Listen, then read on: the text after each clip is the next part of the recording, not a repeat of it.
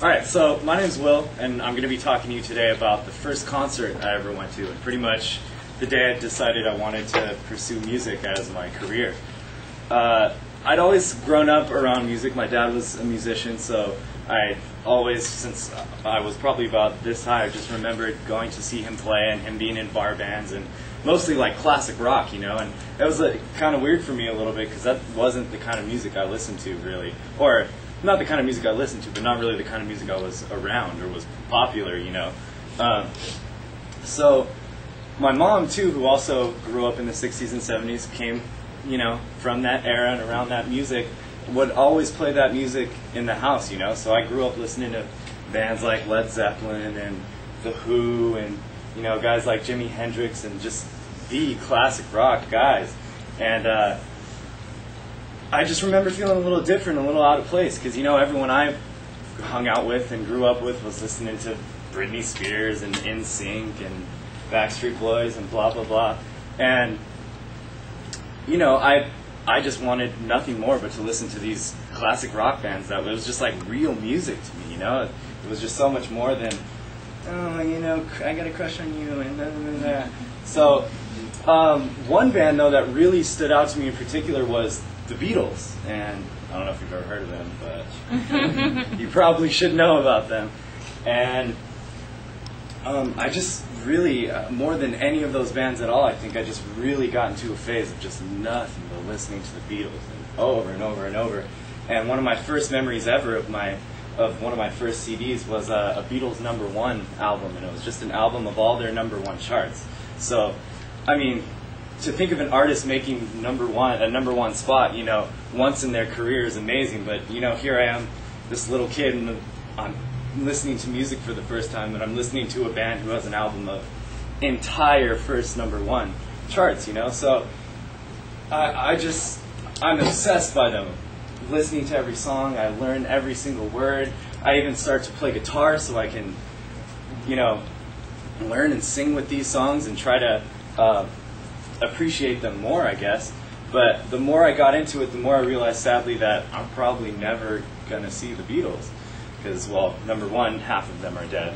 And, well, the two that are alive, only one is important anyway, but that's a different story. And, yeah, so I just was obsessed with them, and I just kind of sadly came to that reality that, yeah, I'm probably never going to see them. And this is just sadly how my generation is going to have to appreciate the Beatles, from recordings and just listening to it and getting what we can from it that way. But I was in 8th grade, and I was 13 probably, and one day my mom randomly told me, hey, we're going to a concert in 2 weeks. And I was like, you know, a 13-year-old, like, I'm not going to a concert with what? My first concert? I'm not going with you guys. Right? How lame is that, to go with my parents to my first concert? Like, I'm not going with you. And then she's like, okay, well, you don't want to see Paul McCartney then? And my jaws just, I'm like, what? Paul McCartney? Like, okay, never mind. Different story. So I just wait that 2 weeks, you know, eagerly anticipating this concert. We get there, the day comes. We're sitting way up in the nosebleeds. It's at Staples Center, and it's completely sold out, so thousands and thousands of people are here. And, you know, I'm just enjoying every second of it. I'm singing along to every single word and playing all my favorite songs, Blackbird, Hard Day's Night, Yesterday, Somebody, just everything. And the more he goes on, I kind of realize, like, dang, something's missing here. Like, it just didn't feel right. It felt like there was a song or something about the night was just, it was great, don't get me wrong, but something was missing. And so he stops playing, he finishes his set, and he leaves the stage, and of course the entire Staples Center is begging for an encore, trying to get him out again. And he comes out, and, you know, I'm trying to stare down, kind of squinting at the speck that is Paul McCartney at his piano when he comes out for his encore, and he starts playing Hey Jude.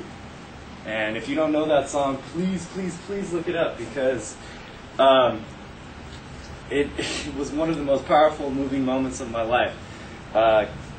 Everyone got to their feet, stood up, was belting the song at the top of their lungs, and at the very end, with the main chorus that's na na na na na na na na na na hey Jude.